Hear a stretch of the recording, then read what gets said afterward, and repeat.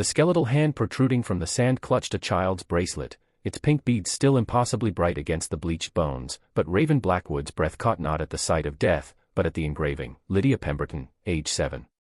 The same Lydia whose milk carton photo had haunted convenience stores across Nevada for 13 years. The same Lydia whose family had vanished without a trace during what should have been a simple camping trip to Death Valley in 2012. But if this was Lydia's bracelet, why was it wrapped around the wrist of an adult skeleton? The Pemberton family's white Honda Pilot had pulled into the Furnace Creek campground as the desert sun painted the mountains blood orange 13 years earlier. Silas Pemberton, 42, construction foreman with calloused hands and worry lines etched deep from too many unpaid bills, desperately needed this trip to work. His marriage to Celeste hung by threads thinner than the desert air, and 7-year-old Lydia hadn't spoken to him in weeks, not since the night she'd overheard him screaming at Mommy about the other woman. Celeste Pemberton, 38, clutched her satellite phone like a lifeline. The family therapy practice she'd built from nothing was hemorrhaging clients, but she couldn't stop checking emails, couldn't stop trying to fix everyone else's broken families while her own crumbled. She'd chosen Death Valley specifically, no cell towers, no distractions, just forced intimacy that might salvage what remained of their 15-year marriage. Lydia, small for her age with Celeste's dark eyes and Silas's stubborn chin, pressed her face against the car window and traced patterns in the condensation.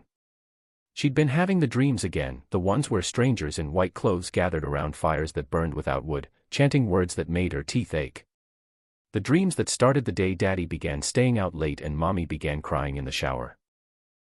The family set up camp in Site 47, their blue tent a fragile barrier against the vast indifference of America's most unforgiving landscape. That night, Celeste's journal entry would be their last communication with the outside world. Day 1, maybe the silence will teach us to listen to each other again. By dawn, they were gone. Raven Blackwood's hiking boots crunched against salt-crusted earth as she knelt beside the partial skeleton 13 years later. Her partner, Thorne Castellanos, a forensic anthropologist taking a sabbatical to hike the Pacific Crest Trail, immediately began photographing the remains with clinical precision. The bones show signs of deliberate arrangement, Thorne muttered, his camera capturing details that would later haunt their dreams. This isn't where someone died, this is where someone was placed. Raven, a documentary filmmaker who'd spent 3 years researching Death Valley disappearances, felt ice flood her veins despite the 115-degree heat. She'd interviewed the Pemberton case investigators, studied every police report, even tracked down the last gas station attendant who'd seen the family alive. Never once had the official investigation suggested foul play. The bracelet wasn't the only impossible discovery.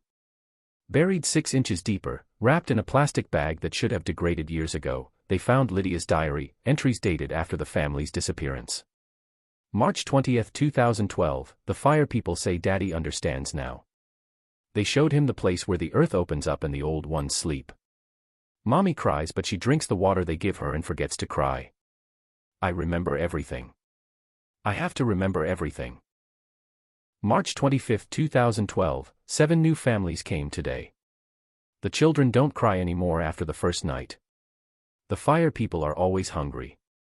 Daddy says we're chosen but his eyes look empty like the desert. April 2, 2012, I buried my bracelet where the morning shadows point. If someone finds it, they need to know, we didn't leave. We were taken. And we're still here, even when we're not.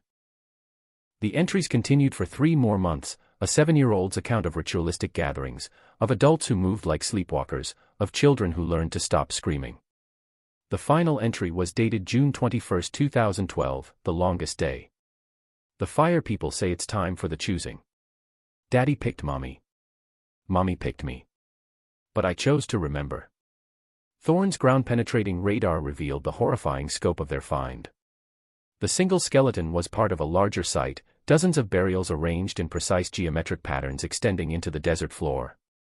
Each grave contained personal items, wedding rings, family photos, children's toys. All belonging to families reported missing in Death Valley over the past 30 years. Raven's hands shook as she filmed Thorne extracting a waterproof container from the central burial. Inside, dozens of driver's licenses, all from different missing families, and a single VHS tape labeled, The Choosing, Summer Solstice 2012. The tape, when they finally found a way to play it back in town, showed grainy footage of the Pemberton family and 6 other families gathered around a massive bonfire. The adults moved with the mechanical precision of the deeply drugged, while children sat silent and wide-eyed in a perfect circle. At the video center, a figure in white robes spoke in a language that predated English, predated civilization itself. The final frame showed Lydia Pemberton, no longer 7 but somehow ancient, walking directly toward the camera. Her lips moved soundlessly, but Raven could read them. They're still choosing. They never stopped choosing. The forensic analysis revealed that the adult skeleton belonged to Celeste Pemberton, but carbon dating suggested she'd died only 3 years ago, a decade after her disappearance. Silas's body was never found. Neither was Lydia's. Raven's investigation led her to a pattern spanning generations: families drawn to Death Valley's most remote areas, families whose disappearances were always explained away by the desert's natural dangers. But the deeper she dug, the more she found evidence of something else: old newspaper clippings about strange lights, Native American warnings about the hungry earth, geological surveys showing underground cavern systems that officially didn't exist. The local sheriff who'd initially investigated the Pemberton disappearance retired suddenly after Raven's discovery made national news. His replacement found his case files missing, along with evidence from 17 other family disappearances dating back to 1987. In her final documentary interview, Raven discovered one last detail that shattered everything she thought she understood. Lydia's diary contained GPS coordinates, not for where her family had vanished, but for 7 other locations across Death Valley. When Raven and Thorne investigated the first set of coordinates, they found fresh tire tracks and recently disturbed earth. Families were still going missing. The choosing had never stopped. On the anniversary of their discovery, Raven returned to Site 47 where the Pemberton family had last made camp. She'd spent a year trying to expose the truth, but every lead disappeared, every witness relocated, every piece of evidence mysteriously corrupted or lost. As sunset painted the desert the same blood orange it had 13 years earlier, Raven found a new addition to the campsite: a small pile of stones arranged in the same geometric pattern as the burial site. Beneath the stones, wrapped in plastic that looked impossibly new, she found a note written in a child's careful handwriting: "The fire people say thank you for helping us remember. Daddy says it's almost time for the next choosing. The desert is always hungry, but now it knows your name too." Lydia, age 20 now, but still choosing to remember. Raven's satellite phone showed no signal, though it had worked perfectly that morning. Her GPS spun wildly before going dark. In the gathering twilight, she could see lights moving in the mountains, not stars, not aircraft, but something far older and infinitely patient. Behind her, footsteps crunched against sand that moments before had been empty. Raven didn't turn around. Some choices, she realized, had already been made long before she'd ever heard the name Lydia Pemberton.